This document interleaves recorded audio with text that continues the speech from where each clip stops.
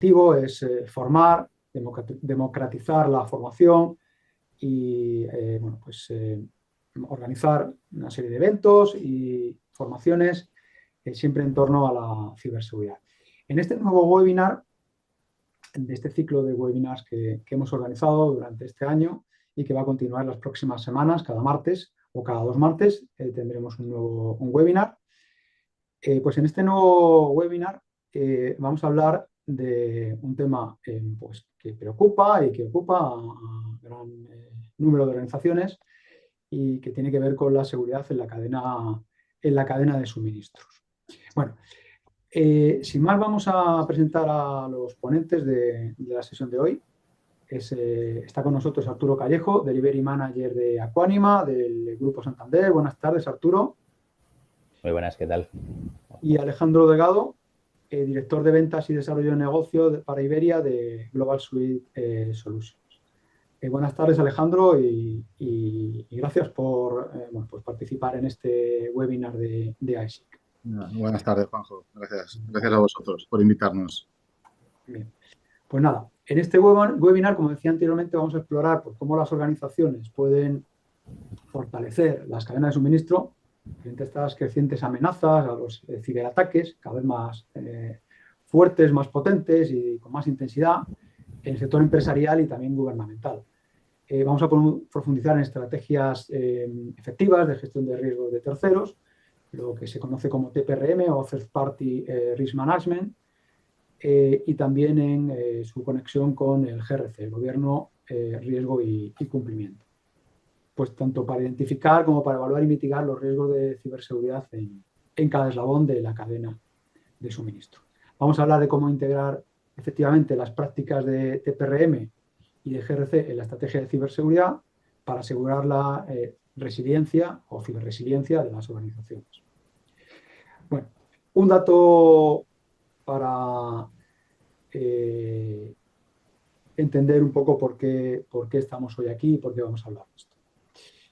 Bueno, según determinados estudios, el año pasado, en 2023, más del 80% de las organizaciones experimentaron una interrupción en la cadena de suministro, en su cadena de suministro, o bien una fuga de datos tratados por terceros que afectan o pueden afectar a la reputación, incluso puede suponer sanciones para la propia organización. Yo aquí me gusta poner un ejemplo de lo importante que muestra, un poco lo importante, ¿no?, que es la cadena de suministro y la gestión de los riesgos con aquellos que sean montañeros, pues lo entenderá bien, ¿no? Si vamos a una escalada, nuestros compañeros de escalada nos van a ayudar a alcanzar la cima, ¿no?, que es el objetivo, al igual que nuestros partners, nuestros proveedores, nos van a ayudar a conseguir nuestros objetivos y son también fundamentales para el éxito de nuestro negocio. Entonces, nosotros puede que nos hayamos preparado muy bien, hemos entrenado durante el tiempo adecuado, tenemos el equipamiento en perfecto estado, mantenemos todas las precauciones a la hora de hacer esta escalada para llegar al objetivo, pero si un compañero de escalada nos falla, pues puede arrastrarnos hacia el abismo a todos. Yo creo que este ejemplo ilustra muy bien lo que es la cadena de suministro. Nosotros hacemos las cosas bien, ponemos todas las medidas, pero nos preocupamos por nuestros proveedores, que son esenciales. Proveedores de tecnología o de otro tipo, de bienes, de otro tipo de servicios. Entonces, yo creo que esto da a entender la importancia. Bueno, pues la gestión de riesgos de proveedores de la tecnología de la información se enfoca principalmente en identificar, evaluar y mitigar riesgos asociados con los proveedores de tecnología, aunque no solo de tecnología. También hablaremos, como decía, de otros proveedores. Vamos a repasar también cómo los diferentes sectores afrontan los riesgos específicos del TPRM.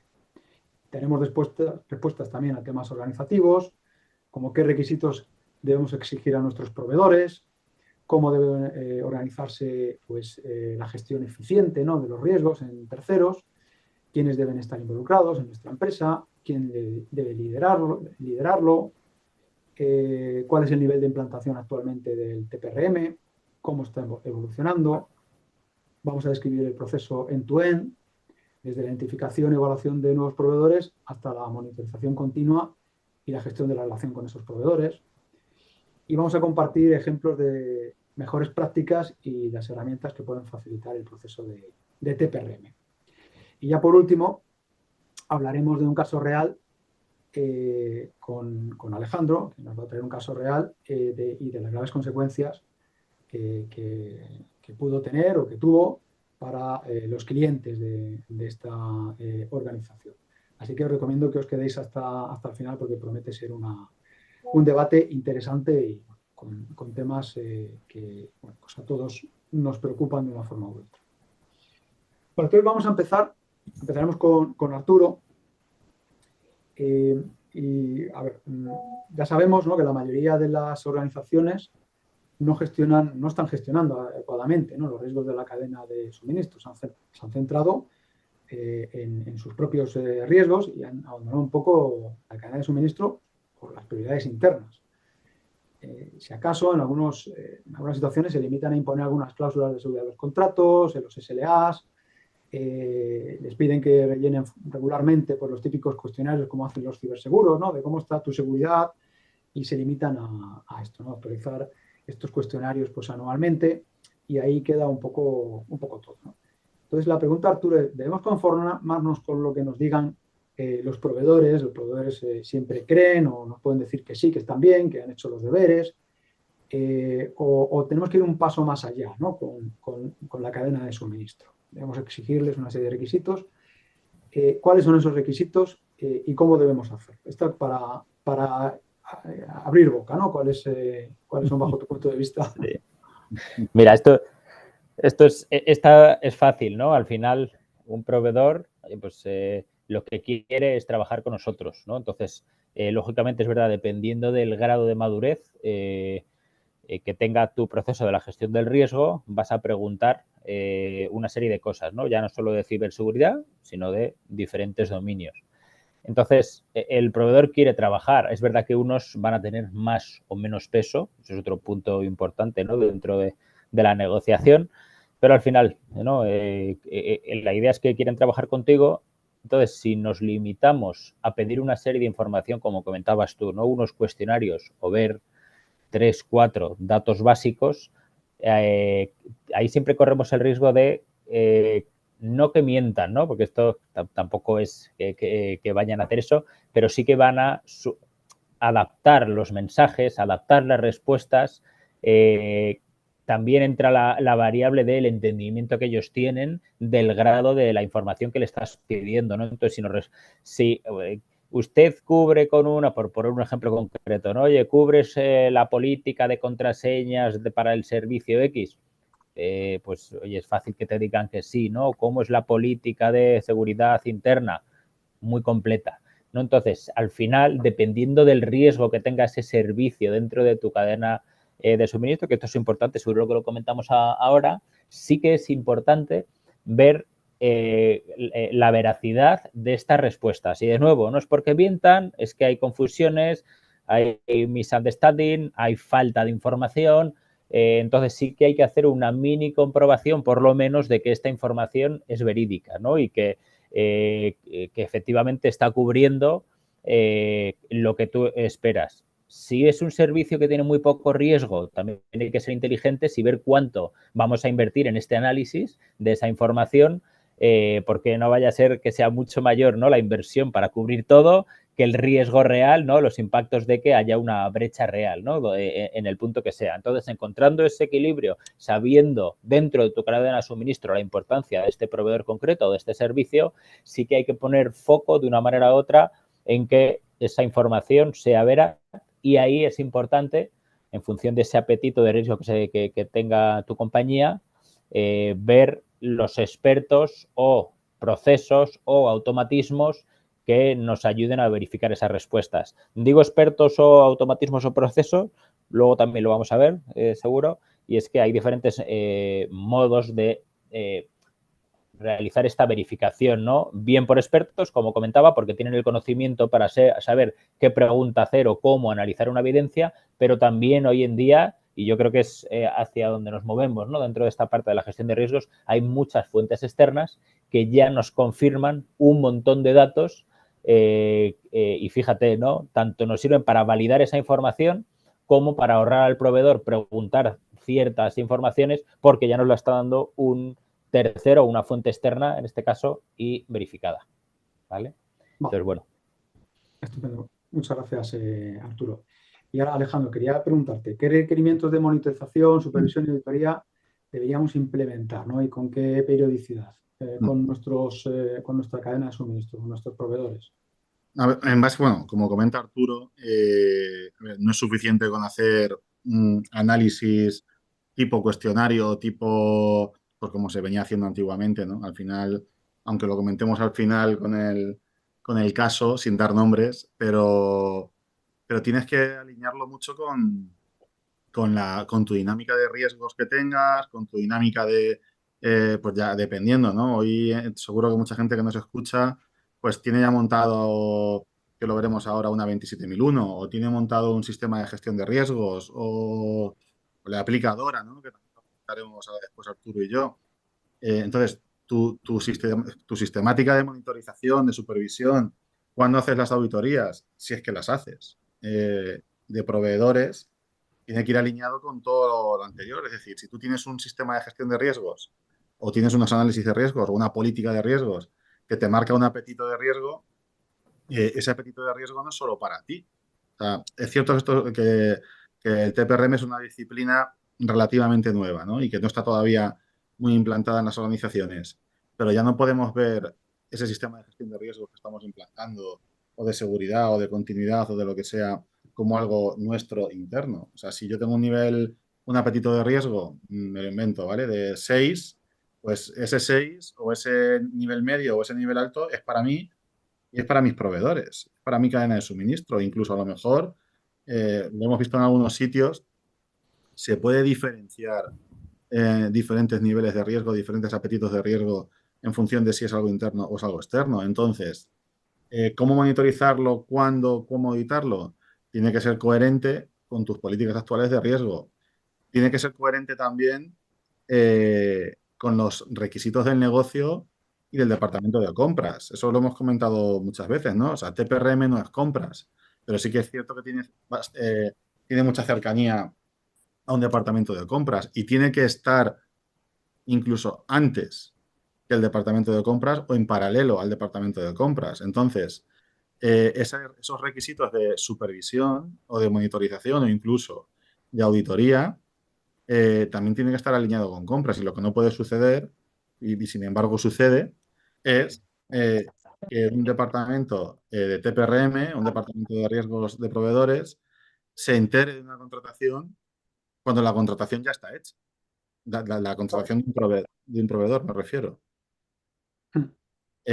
No puede ser que vayamos siempre, o que estos departamentos vayan siempre por detrás. Entonces, tienes que alinearte con tu sistema de gestión de riesgos, con tus apetitos de riesgo, tienes que alinearte con tu equipo de compras, con los requisitos del negocio y luego, lógicamente, que también lo comentamos, lo vamos a comentar ahora después, vas a tener, a lo mejor, vas a tener requisitos legales que te obligan a hacer ese tipo de auditorías, a hacer ese tipo de supervisión.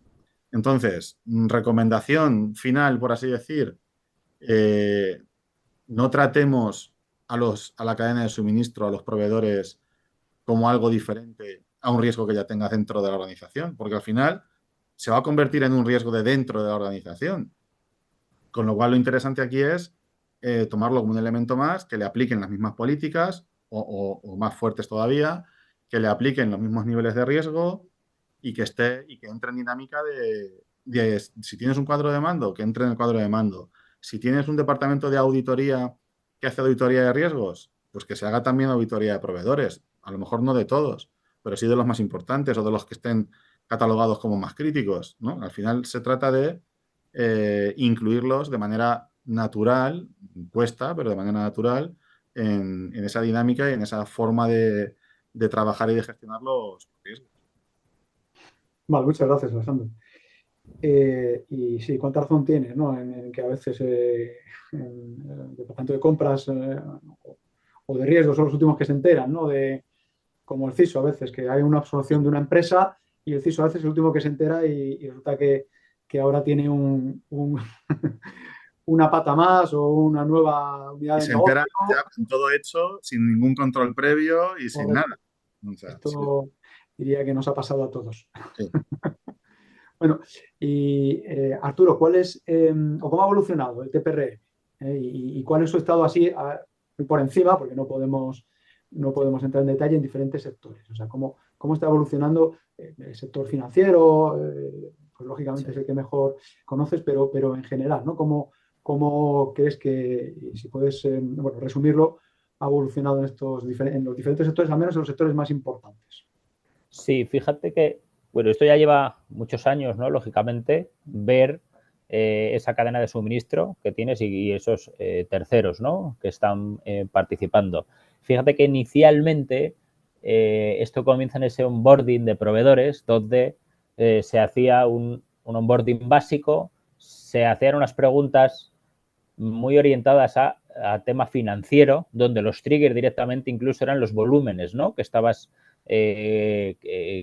poniendo en juego, ¿no? Con ese proveedor. Ahí empieza a aparecer también la parte reputacional, análisis de administradores, los participantes de la empresa, firmantes, y era una parte de un onboarding muy simple, donde ahí se hacía un check y bastante sencillo, de nuevo, dependiendo de esas volumetrías con las que estábamos jugando con esos proveedores, y empieza a haber una evolución clara, ¿no? Donde, pues, bien sea por esa continuidad de negocio, GDPR, ¿no? A nivel global, evoluciones dentro de la ciberseguridad, eso evoluciona, ¿no? La parte de infraestructuras, facilities, security. Entonces, aparece, ¿no? Ya dependiendo del sector en el que te encuentres, pues en el sector financiero, por ejemplo, ¿no? Cómo viene la EVA, cómo viene la regulación DORA, cómo, principalmente, ¿no? Ahora con DORA, por ejemplo, cómo empieza a haber sanciones reales de que, oye, yo quiero hacer un seguimiento como regulador, quiero ver cómo haces un seguimiento de todos tus terceros. Aparece también SG, ¿no? Sin tener unas sanciones determinadas, todavía en, digamos, una fase de prueba, ¿no? Y en un hype genérico con la parte de SG, pero también cómo empieza a ser parte de esa gestión del riesgo de terceros. Entonces, fíjate que inicialmente teníamos un riesgo financiero y por otro lado, y se sigue hablando de esto, un análisis de riesgos genéricos. En muchos casos, de hecho, son etapas diferentes, pero un poquito hacia dónde vamos, ¿no? Y lo que veo que está ocurriendo es que al final, cuando yo empiezo a hacer la contratación de un proveedor, ya no hay un onboarding o un análisis del gasto financiero y un análisis del riesgo. Al final necesito tener una foto clara del riesgo que yo estoy asumiendo por trabajar con un determinado proveedor en un determinado servicio. Esto es importante también. No es solo el análisis genérico de un proveedor, independientemente del servicio que me está dando, sino que estamos empezando a ver también que la información y el análisis que yo necesito hacer de mis proveedores va a depender directamente del tipo de servicio que me está dando, porque no te voy a hacer las mismas preguntas ni mi riesgo va a ser el mismo si, por ejemplo, me estás tratando datos confidenciales de mi empresa o no, ¿no? Entonces, yo veo una línea clara donde se está empezando a unificar ese único análisis. Ya no es esa parte de onboarding único, ¿no? Sino previa a la contratación voy a hacer un análisis del riesgo de mis proveedores y también hay una evolución en este sentido importante con, por un lado, posibles externalizaciones de este servicio, porque al final, cuanto más aumenta, más carga supone para tu carga interna, ¿no? Toda esta gestión. ¿Qué ocurre cuando te empieza a suponer más carga de trabajo a ti para gestionar esto? Hay dos opciones. Por un lado se externaliza y por otro empiezas a obtener información, como comentaba en el punto anterior, que me parece bastante importante, información de fuentes externas. En lugar de hacer análisis de cero, una línea que ya lleva años que está aumentando mucho es que ya hay muchas soluciones, demasiadas de hecho, ¿no? Ahí ya es complejo, ¿no? Seleccionar una, donde ya puedes obtener información, análisis ya realizados por empresas que se encargan de esto. Y lo que pasa es que están sectorizadas, ¿no? Yo soy experto en darte información del mundo de SG, yo de ciberseguridad y te cubro esta parte, yo de análisis financiero, Cada país, además, que tiene sus propias regulaciones, tiene sus propias fuentes de datos. Hay algunas globales, otras más locales. Pero entonces, bueno, yo creo que hay mucho movimiento, está madurando obligatoriamente muy rápido en todos los sectores. Lógicamente, desde el sector bancario es más exigente en muchos casos. Luego vas bajando sector energético, el farmacéutico, industrial. Dependiendo de sector en el que te encuentras, las regulaciones son más o menos exhaustivas, pero hay una preocupación común independiente de estas regulaciones con sanciones, y es que, cuidado, como ha pasado, que comentabas tú al principio, un fallo en la cadena de suministro en uno de mis servicios críticos tiene unos impactos salvajes. Entonces, ya no es solo mirarme introspectivamente, sino que tengo que analizar muy bien a ti, proveedor, porque me puedes impactar mucho, ¿no? Entonces, a modo resumen, cada vez hay más conciencia de este tema, cada vez se meten más recursos para este tema, y hay muchísimas soluciones, muchísimas posibilidades, mucho desconocimiento, ¿no?, de cómo orquestarlo y mucha capacidad de mejora y eficiencias. Esta pregunta también es para ti, Arturo.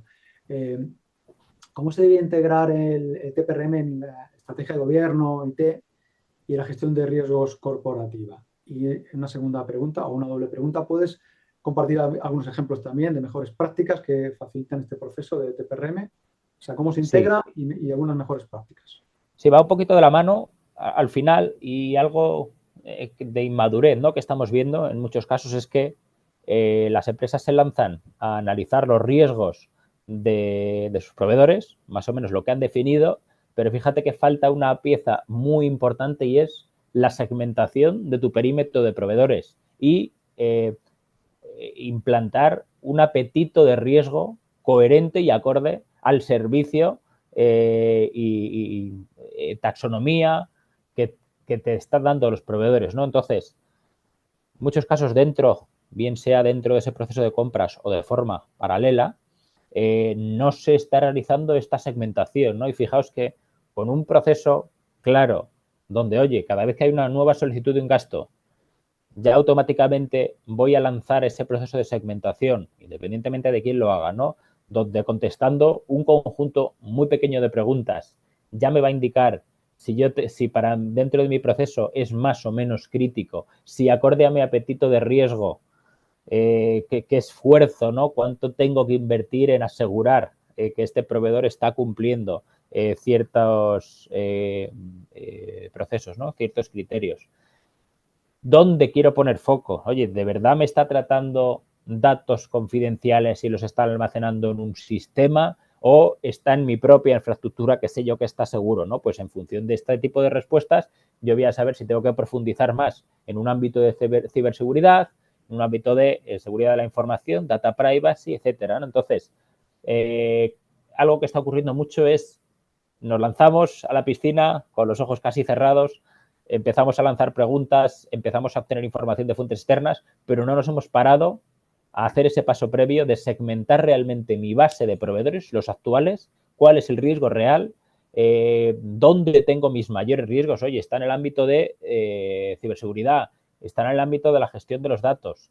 Entonces, ese punto es fundamental para que a partir de ahí ya dispares el resto de tus procesos como es debido, ¿no?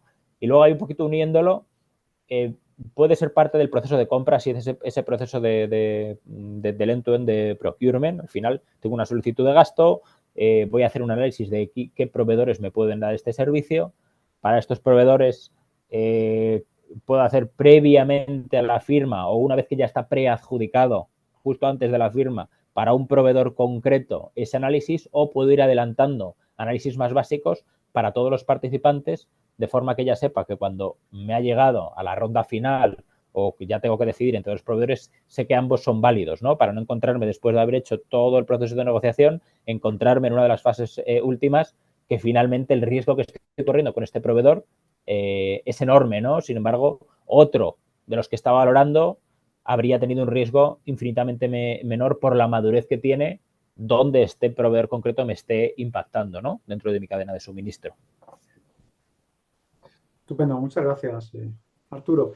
Y Alejandro, ¿qué indicadores, también una doble pregunta, qué indicadores debemos manejar para una gestión efectiva de TPRM, y también qué metodologías y herramientas podemos utilizar, ¿no? También Bueno, para a gestionar ver, esos indicadores, hacer un seguimiento de su estado, de su cumplimiento, etcétera. sí, a ver, metodologías, pues al final hay muchas, es decir, más que metodología, que ahora comentaré ejemplos, lo importante es el proceso que tú tengas pues para evaluar, para categorizarlos, segmentarlos, como decía antes Arturo, definir bien el perímetro. Una vez que defines el perímetro, saber cómo valorar si un proveedor es más crítico o es menos crítico. Una vez que valoras si es crítico o no es crítico, cómo le evalúas el riesgo. Es decir, el proceso es complejo, o sea, es complejo. Requiere método, requiere metodología y requiere disciplina. En cuanto a metodologías, pues, como digo, hay muchas. Es decir, venimos de años atrás donde la única metodología era el famoso cuestionario que hemos comentado antes y que realmente eso no es una metodología, o sea, pero bueno, se usaba como tal, ¿no? Y con eso, pues más o menos se solucionaba la papeleta y poquito a poco, y gracias al avance que ha tenido el sector y ha tenido esta materia de TPRM en los últimos 2 o 3 años, pues se ha ido madurando. Entonces, ahora tenemos metodologías parecidas pues a una metodología típica de probabilidad por impacto. Al final, pues si, oye, por centrarlo aquí en el mundo de la seguridad, ¿no? O por hacer analogía con el mundo de la seguridad, con el 27000, con el NS, tal, pues estamos acostumbrados a metodologías, ya digo, tú tienes unos activos, en este caso serían proveedores, que los valoras, tradicionalmente en el mundillo de la seguridad, en confidencialidad, integridad, disponibilidad, trazabilidad, autenticidad, muchas cosas. Resiliencia ahora, eh, eso no tiene sentido para un proveedor, ¿no? O sea, un proveedor lo tienes que valorar pues por otros aspectos, ¿no? Cómo de importante es para ti, si está totalmente integrado en tu cadena de valor, con lo cual ese proveedor tendría un riesgo más alto, si el proveedor maneja datos sensibles o no, si el proveedor tiene certificaciones o no las tiene, que ahora comentaremos, si está físicamente en tus instalaciones o no, si cumple unos SLAs más estrictos o menos estrictos. Entonces, todo eso te va dando la primera parte, que es, oye, ¿cómo defino el perímetro y cómo considero que un proveedor es crítico o no es crítico? Y por lo tanto, tengo que pasarlo a la fase B, que es analizarle los riesgos. O hacer un análisis de riesgos mucho más en profundidad. Entonces, eso es lo primero, como definir el perímetro y el alcance y el universo de tus proveedores. A partir de ahí, metodologías. Suele haber varias fases. Suele haber una fase de identificación del riesgo. Aquí hay muchísima literatura y se está generando, diría que día a día no, pero mes a mes, por diferentes iniciativas, Dora incluida, se está generando mucha literatura sobre riesgos que son inherentes a los proveedores, a la cadena de suministro. Entonces, el primer paso sería identificar los riesgos que de manera concreta eh, pueden impactarte a ti por tener a ese proveedor o por el servicio por las características del servicio que te va a prestar ese proveedor. Habría un segundo paso después de esa identificación de riesgos, que es cómo valoras el riesgo. Oye, pues ya digo, podemos hacer algo sencillito de probabilidad por impacto, podemos hacer algo un poquito más avanzado que incluya otros parámetros o dividir el impacto en varios impactos, cómo te impacta operativamente, cómo te impacta legalmente, cómo te impacta a la imagen. O sea, estamos teniendo muchos ciberataques y lo comentaré en el caso, en el ejemplo final, que el mayor daño no es solamente, oye, que te hayan robado datos o no, que ya es un daño. El impacto reputacional que te genera ese ciberataque, que no ha sido culpa tuya, entre comillas, aunque sí, ya lo veremos, pero que ha sido por un proveedor. Entonces, metodologías, pues del nivel más básico, que es probabilidad por impacto, a niveles más avanzados, donde empiezas a mezclar pues diferentes tipos de probabilidades, diferentes tipos de impactos, empiezas a incluir incluso valoraciones de controles. Esto es algo que cada vez se ve más. Es decir, yo tengo mi valoración de riesgos. Para cada riesgo valoro qué controles tengo implantados para ese riesgo y esos controles los valoro también. Oye, ¿es un control automático? Voy a cosas típicas, ¿vale? Por hacerlo sencillo. ¿Es un control automático? ¿Es un control manual? Si es automático, a priori funcionará mejor, será más eficaz. ¿Es un control preventivo o es detectivo? Si es preventivo, funcionará mejor. ¿Es un control que funciona de manera continua o es un control que se activa de manera esporádica? Pues si funciona de manera continua, a lo mejor es mejor. Aquí hay muchos matices, ¿no? Pero bueno, a priori parecería que es mejor. Oye, ¿qué percepción tienes de su eficacia? ¿Cómo crees que te bajaría el impacto? ¿Cómo te crees que te bajaría la probabilidad? Con todo eso, ya estoy diciendo muchas cosas, lo vas metiendo en la costelera y te va saliendo tu metodología de valoración de riesgos de proveedores. Luego tenemos una norma que es la ISO 31000 y la 31010 que te dan más pautas sobre cómo hacer análisis de riesgos. Tú a lo mejor, si eres una empresa del sector financiero asegurador, pues vas por las metodologías que ya conocemos. Pero a lo mejor eres una empresa industrial que tienes unas metodologías muy específicas y quieres aplicar esas metodologías a tus proveedores, a tu cadena de suministro, los árboles de fallo, otras metodologías tipo pues, Carver, ahora que se me ocurre, o Mosler, hay muchas metodologías. Entonces, bueno, depende. O sea, en una primera fase, siempre la recomendación siempre es la misma. En una primera iteración del ciclo, tampoco es lo mejor ir a metodologías muy complejas, porque seguramente si es un trabajo que no has hecho nunca, se te puede atragantar. Pero sí que es bueno que haya un roadmap, que haya un camino. Y que, oye, yo voy a empezar por algo sencillo, entre no tener nada y tener algo sencillo, pues la diferencia es infinita, ¿no? Pero que la gente que nos está escuchando, ¿no? Y nos está viendo, que sepa que en el mundo de las metodologías de riesgos hay un campo enorme y que y sobre todo que nos quedemos con la idea de que o puedes ir a algo sencillo y genérico como probabilidad por impacto, o puedes hacer un guante a medida. Puedes hacer un traje a medida en función de tu sector, de tu tamaño, de la idiosincrasia de tu cadena de suministro. Se puede moldear mucho, mucho, mucho, mucho. Entonces, ya por ahí podemos tener una línea de trabajo interesante. Y en cuanto a indicadores, serían indicadores al final, y vuelvo a la primera pregunta que me hiciste, tendrían que ser indicadores relacionados con riesgos. Me da igual que el riesgo sea del proveedor o que no sea del proveedor. Ese es el ejercicio que hay que hacer. Que todo lo que es ya los elementos de un sistema de gestión, me da igual de lo que sea, en este caso de proveedores, que sean comunes. Entonces, si tú tienes un cuadro de mando de seguridad o de continuidad, ahí tienes que tener indicadores de proveedores y de cadena de suministro.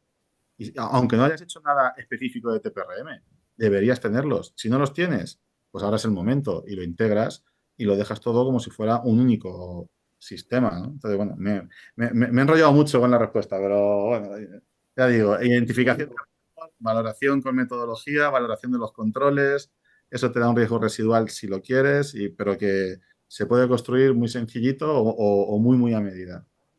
A medida que esto, Alejandro, se va complicando, la verdad es que hay que automatizarlo, ¿no? Es necesario herramientas para gestionar todo esto, ¿no? En el caso de Aquanima, con la multitud de proveedores del Grupo Santander que tienen que gestionar de diversa índole, sin herramientas esto yo diría que es casi imposible, ¿no? El gestionarlo. Ahí podéis apuntar también, más allá de que es necesaria una herramienta, ¿no? Si no, esto con Excel y con Word y con Power BI es difícil, ¿no? El gestionar esto. Hace falta una automatización. Sí, no, esto es igual que todo, ¿eh? Que igual que un departamento de compras, hoy en día compras, ¿eh? No se concibe sin herramientas porque no podrían hacer su trabajo. Es que sería en una empresa ya mediana o incluso grande, sería imposible que un departamento de compras hiciera su trabajo a mano. El símil es el mismo. O sea, tú no puedes gestionar un volumen alto de proveedores que tienes que evaluarlos, identificarlos, ponerles un cuadro de mando a mano. Es que es inviable, vamos, es que es implanteable. implanteable. Y que ya no solo es, ¿no? Y volvíamos al punto anterior, ya no solo es el departamento de compras. Eso es. Tengamos en cuenta que dentro del proceso entran a participar validaciones o revisiones del área de costes, el área de ciber, compliance, ¿no? El área de datos. Sí, sí, Entonces, si cómo haces esto, y antiguamente se hacía en Excel, lógicamente llega un momento donde es absolutamente insostenible. Ni puedes tener una vista clara, no tienes ningún tipo de inventario, no tienes indicadores, porque al final no necesitas tener la información centralizada, que las aprobaciones sigan su curso. Hay auditorías, ¿no? Hay informes a diferentes órganos regulatorios. Entonces, o lo tienes todo sistematizado de alguna manera o tienes un problema importante. Los automatismos. Estamos en un momento, yo lo que estoy viendo, ¿no? En todas las empresas es uno de los titulares, son las eficiencias, búsqueda de eficiencias, ya lo juntas con la inteligencia artificial, ¿no? Y se va de las manos. Pero es verdad que esta inteligencia artificial y estos automatismos dentro de este proceso de la gestión del riesgo de terceros son fundamentales. Automatismos, lo que comentaba antes, oye, dentro de mi pirámide con mi riesgo inherente de proveedores, puedo automatizar muchas partes para aquellos proveedores que tengan un riesgo muy bajo. Ya tengo una garantía de que el riesgo, al ser tan bajo, puedo dar por hecho esa veracidad, ¿no? Lo que comentaba al principio, esa veracidad de la información del proveedor. Oye, pues si el riesgo es muy bajo, ¿por qué no automatizo una parte y únicamente yo hago un QA posterior? La parte de inteligencia artificial, aquí lo mismo. Estamos empezando a gestionar dentro de este proceso un montón de evidencias, un montón de ficheros, de información, cada uno de su padre y de su madre. Entonces, hay la opción de que te venga un experto. Cuanto más experto, más esfuerzo conlleva esto, que analice una por una esas evidencias para validarlas. Pero utilizando temas como la inteligencia artificial, podemos encontrar muchas eficiencias a la hora de analizar esas evidencias. Si yo ya sé el tipo de evidencia que necesito y ya consigo validarla, oye, que es un fichero válido, es un formato válido, contiene la información que quiero, una ISO, como comentaba antes Alejandro, lo que sea. También estoy encontrando ahí eficiencias en el proceso, a nivel de recursos, eficiencia en tiempos, eficiencia de cara al proveedor, le estoy pidiendo o le estoy dando menos lata, mis equipos también. Entonces, los automatismos y un sistema que nos coordine y que gestione todo este proceso es fundamental hoy en día, y cuanto más carga, más avanza y más carga de trabajo supone esta gestión, más va madurando, más necesario estamos viendo que es tener un sistema robusto para coordinar y gestionar todo esto. Estupendo, gracias Arturo. La siguiente, que es un tema que ya se ha mencionado, te preguntaría, Arturo, cómo se relaciona TPRM, la gestión de riesgos, ¿no? en terceros, con el cumplimiento de las regulaciones normativas las que nos aplican, el RGPD, ISO 27001, el Esquema Nacional de Seguridad y las que están por venir, NIS2 y NORA, que son las que está ahora todo el mundo, ¿no? Casi, no todo el mundo, pero todos los afectados, lógicamente, trabajando fuerte, ¿no? con ello, ¿no? ¿Cómo se relaciona? Bueno, al final esto es ya, no deja de ser algo interesante en tu cadena por tu propio bien, porque te puede causar X impactos, sino que ahora que nos están obligando, ¿no? Pues oye, pues el caso de Dora va a venir para el año que viene, entidades financieras, aseguradoras y algunas de IT. Entonces, ya nos están diciendo que es obligatoria una serie de directrices a la hora de gestionar a tus terceros o vienen sanciones. Entonces, fijaos, aquí tienen los dos lados, ¿no? Oye, es bueno que de alguna forma hay una obligación para hacer esto. Las directrices en algunos aspectos son laxas, de forma que permiten a las entidades hacer esta gestión como ellos consideren, y uno de los ejemplos que comentaba antes, ¿hay que hacer una gestión del riesgo de terceros? Sí. Un mismo proveedor te puede dar 10 servicios. ¿Qué tipo de análisis tienes que dar para ese proveedor? Oye, lo hago un único análisis más genérico que me pueda cubrir todo un espectro, lo hago uno a uno para cada uno de los servicios con las diferencias que puede llevar eso al final va a tener una carga mayor o menor, ¿no? Depende de cómo lo enfoques. Hay ciertas directrices estas que tampoco están 100% cerradas, pero sí que hay unas obligaciones para que pongamos foco dentro de esta gestión de terceros. Y de nuevo, aunque por un lado se puede estar viendo de, oye, estas regulaciones, aquí en Europa además pues nos gustan muchísimo las regulaciones, a veces vienen más que la propia operativa, vienen antes, ¿no? Entonces, bueno, es algo que tenemos que hacer, ha venido para quedarse y para seguir evolucionando. Y lo bueno de esto es que nos va a cubrir, nos va a salvar de muchos impactos, como los ejemplos que va a comentar luego Alejandro. Así que, bueno, pues tiene el lado malo, ¿no? Que es una carga mayor dentro de unos procesos que son complejos, pero nos va a venir muy bien de cara a excepciones, porque son excepciones las que saltan, pero esas excepciones pueden ser muy grandes. Aquí de nuevo vuelvo al punto que comentaba a los comienzos. Hay que tener mucho cuidado en no debemos volvernos locos e invertir una barbaridad en cubrir los riesgos por una sencilla razón. Yo lo que estamos viendo en muchos casos es que se está invirtiendo más en cubrir riesgos que en que te ocurran 1, 2, 3 casos concretos. Entonces, si empiezas a comparar costes, en algunos casos nos estamos pasando de largo a la hora de controlar esto debido a esas regulaciones principalmente, ¿no? Entonces, yo creo que todavía tenemos que encontrar un equilibrio con todas estas regulaciones que están viniendo. Nos ocurrió con GDPR, luego la gestión, actualización de los contratos, etcétera, que tuvieran algo que ver con GDPR. Entonces, hay que encontrar un equilibrio. Yo creo que todavía no lo hemos encontrado en esa inversión y ese esfuerzo que conlleva la protección de nuestra cadena de suministro versus el riesgo real que nos va a suponer. Estupendo, gracias, Arturo. Y Alejandro, también relacionado con lo anterior, bajo tu punto de vista, ¿es necesario exigir que los proveedores críticos estén certificados frente, ya lo hemos comentado brevemente, pero sería necesario exigir que estén certificados frente a normas como la ISO 27001? Bueno, el esquema lo van a exigir por otro lado, ¿no? Si es un proveedor de la administración pública, pues va a estar a ser un requisito, ¿no? Para tener una cierta garantía de que se está haciendo bien.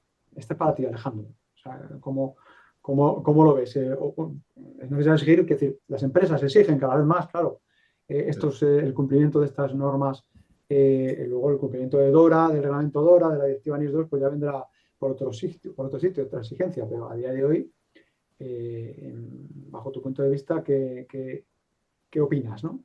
Sí, a ver, yo aquí diferenciaría, lo acabas de comentar tú, entre la regulación que te obliga, y el mejor ejemplo que hay en España es el Esquema Nacional de Seguridad. Es una regulación que va a obligar a ciertos proveedores de la administración pública a certificarse en el Esquema Nacional de Seguridad. Ya está, no hay más. Lo vas a tener que hacer, te guste o no te guste, y si no, no vas a poder trabajar con la administración pública. Una 27001 en los controles del dominio 5 no te obliga, pero sí te obliga a llevar un seguimiento. Por ejemplo, una 22301 no te obliga. Tú puedes estar certificado en continuidad de negocio y no que tus proveedores se certifiquen, ¿no? A partir de ahí, la certificación es un objetivo en sí mismo. Pues aquí ocurre una cosa, y bueno, hablo sobre todo por experiencias en clientes, y luego también daré mi opinión. A veces lo único que te queda es la certificación. Es decir, ¿tú tienes medios para auditar a todos tus proveedores? Probablemente no. ¿Tienes medios para estar tranquilo o hacer algún tipo de control sobre todos tus proveedores? Pues seguramente no. Hay gente que sí, ¿eh? Y ahora contaré un caso. Entonces, ¿qué te queda? Pues en ese proceso de onboarding con el proveedor, en ese proceso de negociación, en la fase inicial donde todavía no es un proveedor, exigirle la certificación. A nosotros nos está pasando. A muchos clientes nuestros les está pasando que al final el el contratista, por así decir, el cliente, se lo está tomando como un control más. Y dice, oye, mira, yo no voy a tener capacidad de revisar esto y esto y esto y esto y esto todos los años. No tengo capacidad. ¿Qué voy a hacer? Pedir la certificación. ¿Qué certificación? Lo que decía antes Arturo. Dependiendo de cómo sea mi proveedor y de qué servicio me preste mi proveedor, porque hay proveedores muy grandes que te van a poder prestar diferentes tipologías, diferentes naturalezas de servicios, pues les pediré unas certificaciones u otras, ¿no? Dependiendo del servicio, como digo. Entonces, si no tienes, o habitualmente cuando no se tienen medios, lo que te queda es ir por la vía de las certificaciones. Ya digo, salvo que sea un requisito legal. Hay otros casos, que es lo que iba a contar ahora, conozco varios, yo creo que incluso seguro que hay gente aquí entre los asistentes que también lo hacen, que sí tienen los recursos para hacer esas auditorías de proveedores. Entonces, en ese caso, la certificación ya no pasa a ser el último recurso, sino que pasa a ser una parte más del sistema, una parte más de tu proceso de auditoría, porque tienes recursos para hacer esas auditorías, las haces tú, las haces con tu equipo, bueno, o los subcontratas, me da igual, casi siempre se subcontrata, pero le estás haciendo las auditorías a tu cadena de suministro, porque tienes recursos internos o externos, pero tienes esos recursos. Entonces, ahí la certificación, no digo que pase a un segundo plano, pero es mucho más importante la labor de auditoría que puedes hacer sobre tus proveedores que la certificación. ¿La certificación es positiva? Hombre, nunca resta, ¿no? Porque al final, esto es como me dijeron una vez, ¿no? Solamente el hecho de que una empresa se haya embarcado en acometer un proceso de implantación de una ISO 27001, por ejemplo, que haya dotado recursos, que haya invertido el tiempo, que haya pasado por el proceso de auditoría, que se haya certificado, luego será una certificación más robusta o menos robusta, pero solo el hecho de haber pasado ese camino, a mí ya me da algo más de confianza que el que no ha pasado por ese trayecto, ¿no? Entonces, bueno, nos lo podemos tomar así también, ¿no? Como que demuestra compromiso y luego habrá que rascar y ver si la certificación vale o no vale, pero ya hay algo, ya hay algo. Entonces, bueno, yo por mí siempre lo veo como algo positivo. Sí, efectivamente, al menos un compromiso, ¿no? De querer hacer las cosas Eso es. bien y querer mostrarlo a los demás. Vamos a hablar un poco más de resiliencia operativa, Arturo.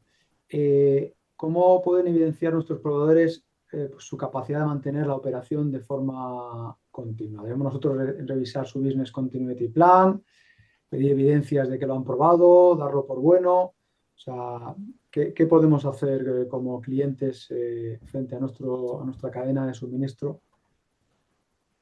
Aquí es fundamental, primero, no todos los proveedores nos van a tener que dar un plan de continuidad de negocio comprobado y robusto. Y hay que tener cuidado también, de nuevo, cuándo pedirlo y cuándo analizarlo, porque si no es un proveedor crítico o de riesgo alto dentro de mi cadena, tampoco hasta qué punto interesa, ¿no? Están analizando una posible parada de esa continuidad de servicio al máximo detalle cuando tiene unos impactos más reducidos, ¿no? Cuando es un proceso crítico de negocio y hay que ver esa continuidad, al final, igual que se puede hacer en otras áreas, ¿no? Como ciberseguridad o data privacy, cómo estás almacenando tus datos, cuál es la seguridad que están haciendo estos datos.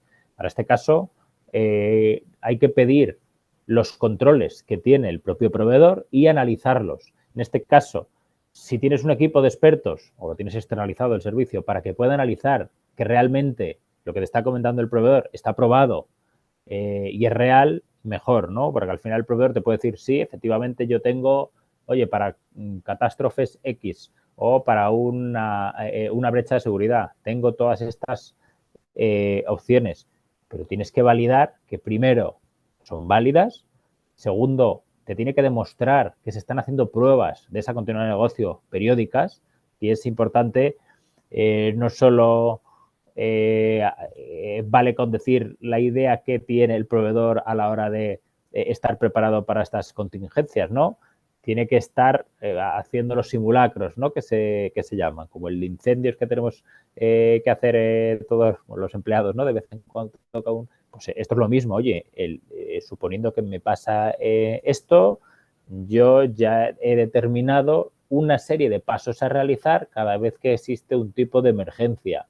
Esos pasos los he practicado, son estos. En algunos casos, y esto es importante comentarlo, van a salir planes de acción o planes de remediación. Cuando yo analizo a uno de mis proveedores y analizo su plan de continuidad de negocio, porque es un proceso crítico para mí, no es nada raro que surja algún gap frente a la necesidad que yo entiendo que tengo dentro de mi cadena de suministro. Entonces le puedo proponer al proveedor, oye, este plan de continuidad de negocio está muy bien, pero yo necesito que además incluyas esto y esto y esto en ese plan de continuidad. Y además voy a contratar contigo porque eres un proveedor clave, porque ya tenemos confianza o porque eres el único casi que hay en el mercado, lo que sea, pero te comprometes a realizar en los próximos 3, 6, 9 meses estos cambios dentro de tu operación para que me garantices que cuando ocurra una contingencia vamos a estar preparados para la continuidad de negocio propiamente dicha. Esto que estoy comentando de los planes de remediación no viene al hilo justo de la pregunta, pero me parece fundamental. Ya aprovecho aquí el momento para comentarlo. Es clave esa gestión de los planes de remediación porque al final lo que nos encontramos es que aunque me salten varios gaps cuando contrato a un proveedor no me cubra mi apetito al 100%, al final acabamos trabajando con el proveedor. Y esto es una realidad. Estamos metiendo muchísimo foco en el análisis, salen alertas, no cumple los requerimientos y encima trabajo con este proveedor. Y puede pasar por continuar el negocio, por ciber o lo que sea.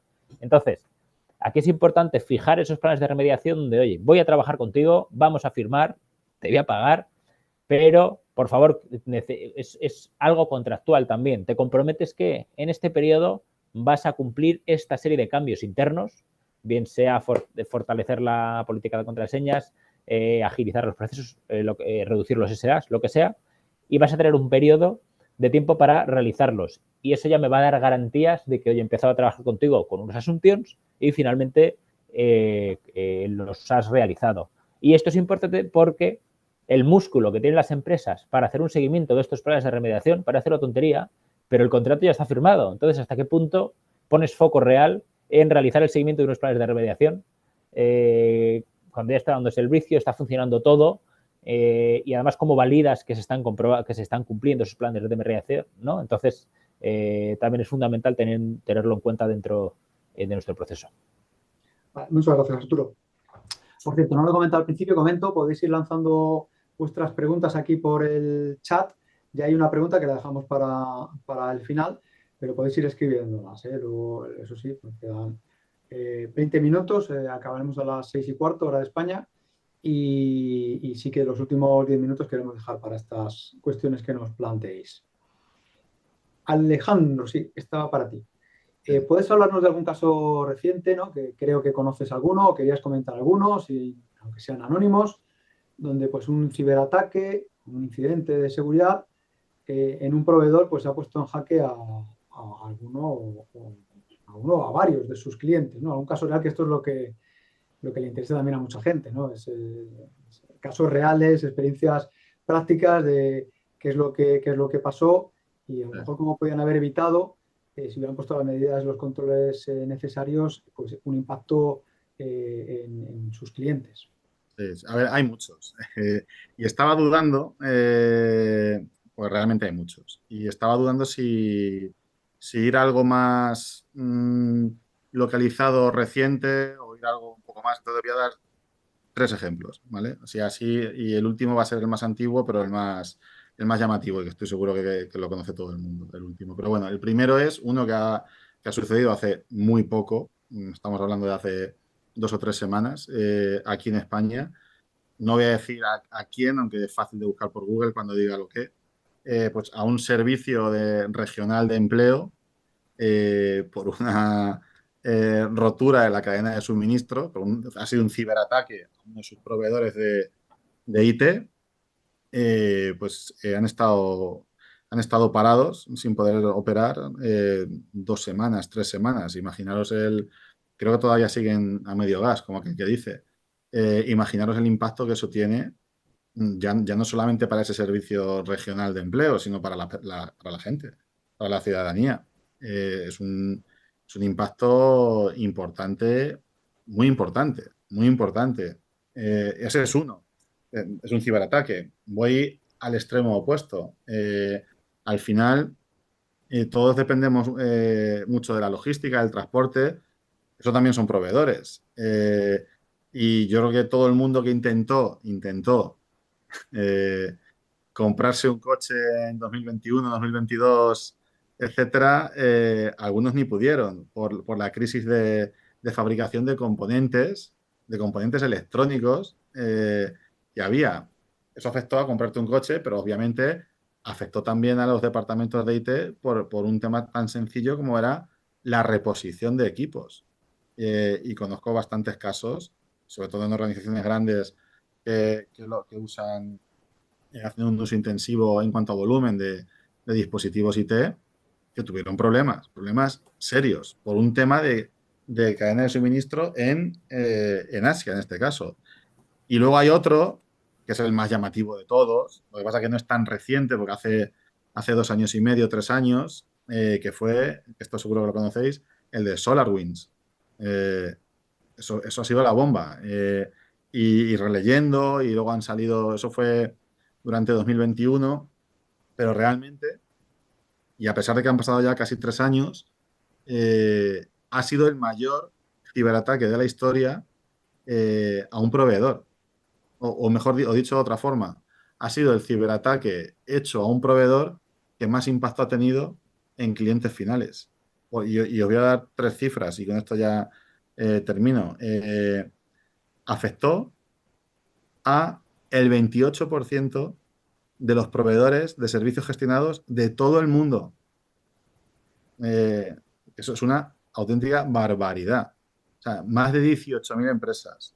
Lo estoy leyendo porque es imposible que me acuerde de memoria, ¿vale? 18.000 empresas, la NASA, el Pentágono, Microsoft, las Fuerzas Aéreas de Estados Unidos, muchas empresas del IBEX 35 aquí en España, muchas, no voy a decir, esas sí que no voy a decir cuáles. Muchas, muchas, muchas. La acción de SolarWinds, que no lo he explicado, era un proveedor de una herramienta de seguridad. Pues SolarWinds, su acción ese día cayó un 45%. Ese día, un 45%. La mitad de los clientes de SolarWinds se fueron a otro proveedor después del ciberataque.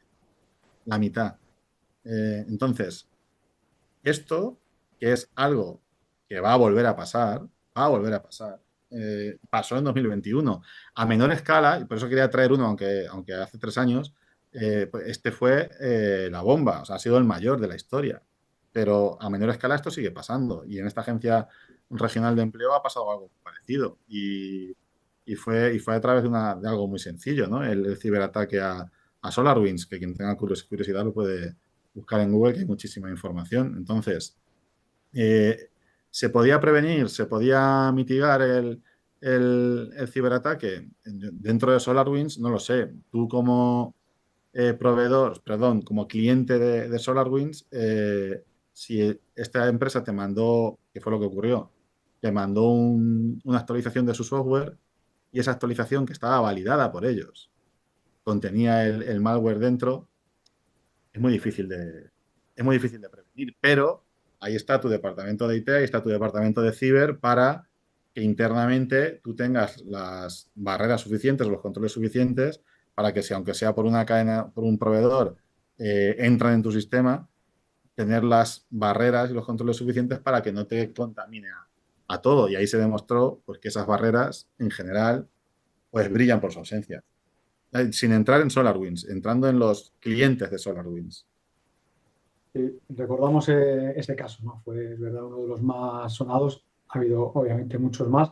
Estaba pensando en uno más reciente y más cercano en España, Orange, Ejemplo. hace muy poco, ¿no? Que afectó a empresas, pero también a particulares, ¿no? Que se quedaron sin voz y sin datos En teléfono, sí, sí, durante, sí. durante al menos unas horas, ¿no? A veces incluso más de un día. Pero bueno. El SEPE a nivel nacional, el SEPE en España, ha caído un mes.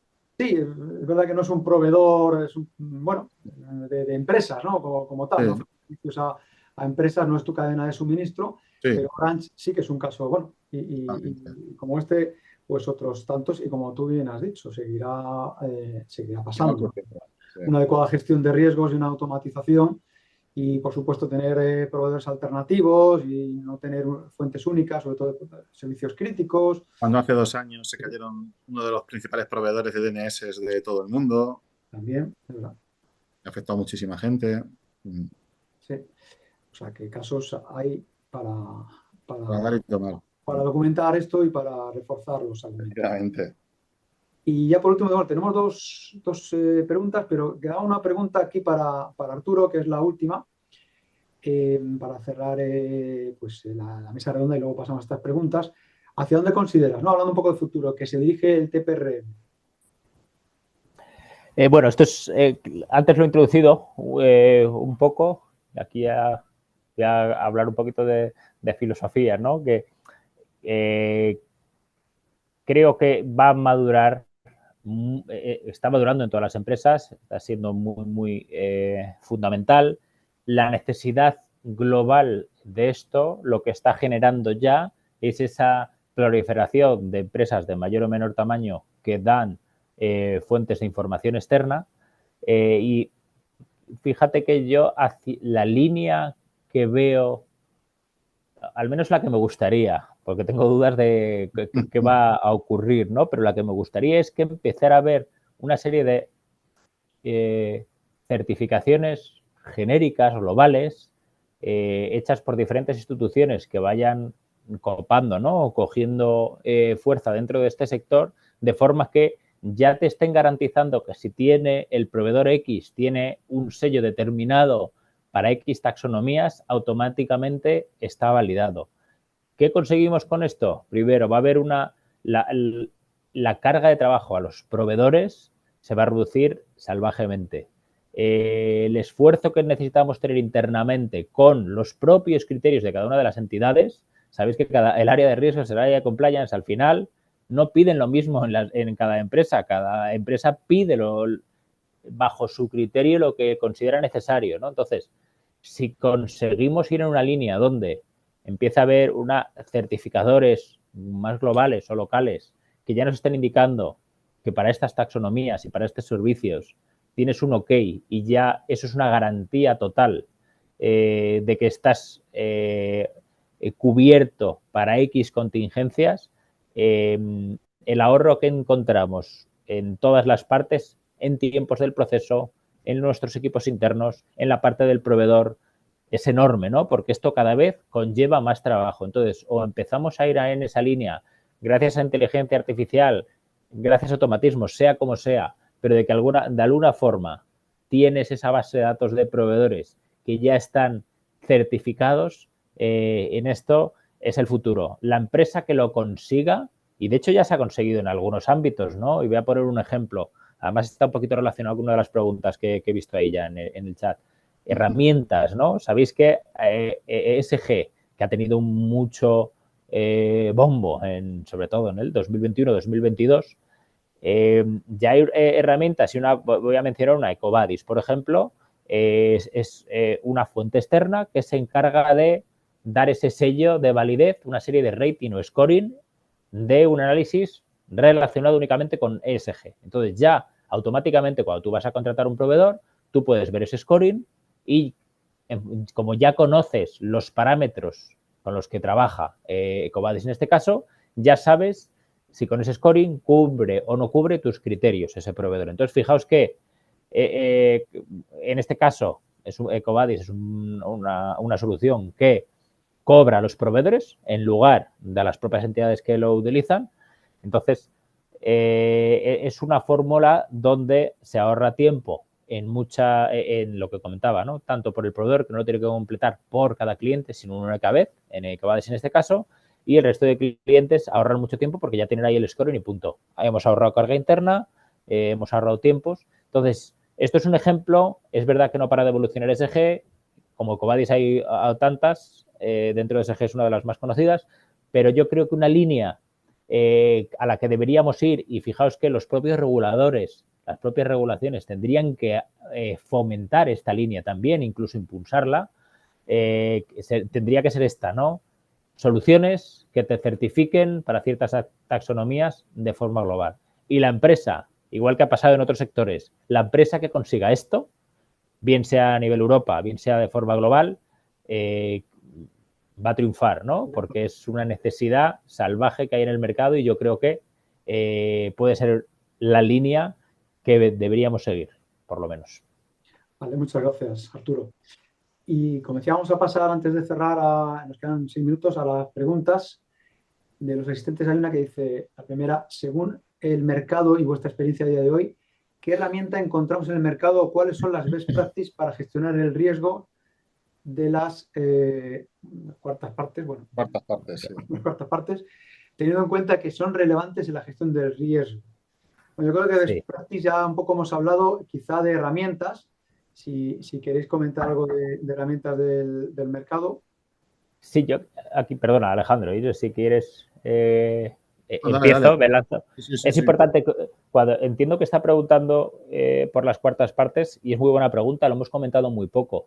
Sí. Hoy estamos hablando de terceras partes todo el rato, pero es verdad que, igual que nosotros estamos analizando esas terceras partes que impactan en nuestra cadena de suministro, cuando empezamos a contratar proveedores y ellos a su vez tienen sus propias terceras partes, que para nosotros van a ser las cuartas, ese análisis del riesgo de posibles fugas, brechas de seguridad, continuidad del servicio, tenemos que trasladarlas, y fijaos la complejidad que puede tener esto, ¿no? Tenemos que trasladarlas a las cuartas partes, ¿no? A los proveedores de nuestros proveedores.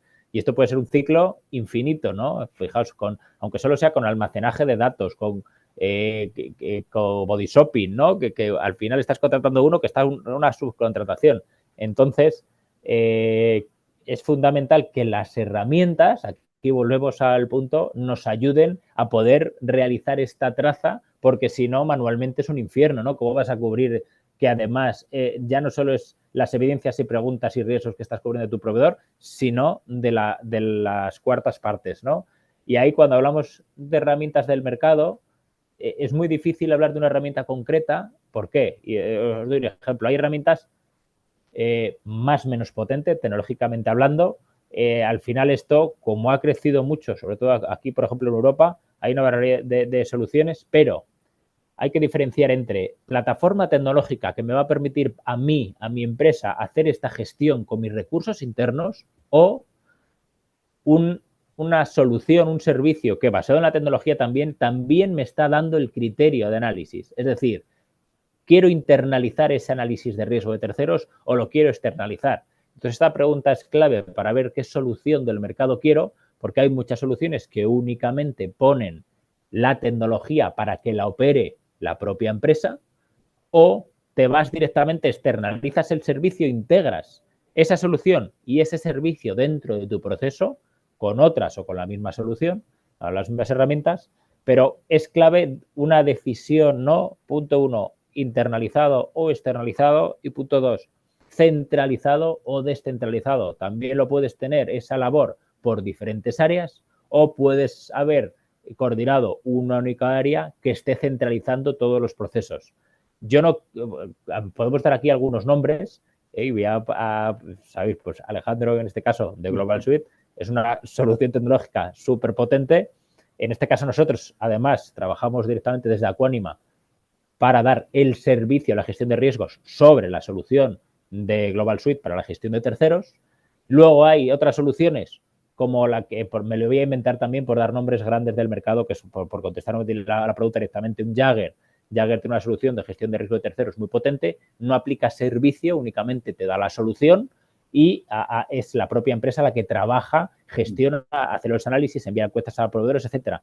Luego hay otra opción, que nos vamos al otro extremo, un GoSupply, por ejemplo, donde te da la herramienta y te da un servicio conectado con fuentes externas, bajo sus propios criterios, te da unos scoring y tú ves si te sirven o no. Entonces, dependiendo de la madurez, de la definición de tu modelo, del apetito que tengas de centralizarlo, descentralizarlo, de externalizarlo, internalizarlo, será mejor o peor las opciones. Y yo ya aprovecho aquí el punto que para los participantes, los que han aguantado hasta ahora, que yo estoy encantado que cualquiera que me contacte y por intercambiar opiniones, vuestros propios procesos, cómo son hoy en día, por ver si hay capacidad de mejora y ver en detalle esto que estamos comentando, ¿no? Oye, en función de la operativa que quiero, ya no la que tengo, la que me gustaría tener, ¿cuál es la mejor opción o qué opciones tendría para ir avanzando en esta línea? ¿Vale? Yo encantadísimo. Si ahí, Jojo, no sé si nos echas una mano para coordinarlo, me contactáis directamente, encantado de verlo con todos los participantes. Contactar con nosotros con AESIC y a nosotros en el correo de coordinación @aesic.com y ya te trasladamos las cuestiones. Por matizar. No sé si tú querías, Alejandro. Sí, perdón. Sí, querías. No, digo, herramientas está dicho por Arturo, o sea que genial. No, que como curiosidad, decir que el ataque de DNS fue un ataque de cuarta parte que impactó, o sea, solamente que no es solamente un ataque a un tercero, sino que este ataque que fue muy sonado fue a una cuarta parte. Y herramientas por lo que ha dicho Arturo, ¿no? Está Global Suite, por supuesto, con ese enfoque más de TPRM integral y luego hay muchas para conseguir información del exterior que también funcionan muy bien, lógicamente. Vale. Y una última pregunta que es muy larga, de José Ramón, y la leo, ¿no? Nosotros tenemos mucha experiencia en ciberauditorías en la cadena de suministro. Invertimos muchísimos recursos. En varios niveles hemos tenido muchos incidentes de seguridad durante el transcurso de nuestras auditorías. Incidentes de todo tipo. Ataques de seguridad física, ciberataques a gran escala, ransomware, ataques internos o incluso incidentes graves por falta de concienciación de seguridad. Bueno, esto nos ha pasado a todos. La clave, como se ha comentado, es el apetito de riesgo que tengas como entidad y el impacto que puede suponer un posible incidente. Por desgracia, el nivel de inversión es bajo aún en estos temas, salvo en ciertos sectores, en la banca, en defensa, espacio, telco, etc.